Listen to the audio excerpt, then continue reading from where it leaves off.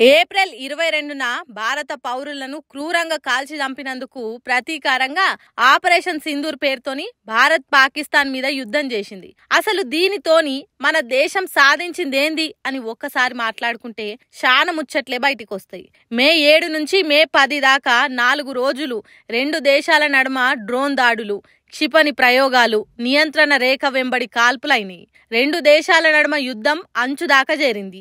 ఇక పాకిస్తాన్ భారత్ దాడిని తట్టుకోలేక గజగజ వణికి అమెరికాను మధ్యవర్తిగా పెట్టి మేము చర్చకు సిద్ధం, దయచేసి యుద్ధాలు ఆపండి అని వేడుకుంది. చర్చలైనాక మే 10 తారీఖు భూమి, గాలి, సముద్ర మార్గాలల్లా అన్ని రకాల కాల్పులు, సైనిక చర్యలను ఆపేయాలని 2 దేశాలు ఒక మాట మీదకి వచ్చినాయి.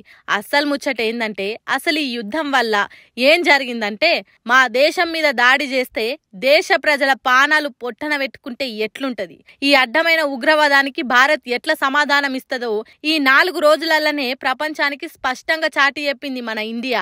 ఈ యుద్ధం వల్ల పాకిస్తాన్లో ఉన్న 9 ఉగ్ర శిబిరాలు ధ్వంసమైనాయి. 100 మంది మీదనే ఉగ్రవాదులు హతమయ్యారు. అన్నిటికంటే ముఖ్యంగా తెలిసింది ఏందంటే ఏ దేశానికైనా భారత్ జోలికి వస్తే ఏమైతది, దేశ ప్రజల ప్రాణాలు తీస్తే సమాధానం ఎట్లుంటదో బరాబర్ అర్థమయ్యేటట్టు చేసింది. ఇంకో పారి ఏ ఉగ్రవాద బడివేగాళ్లకు ఇటు దిక్కు కన్నెత్తి చూడాలనంటేనే ఉచ్చ వడాలి. జై బోలో భారత్ మాతాకి జై.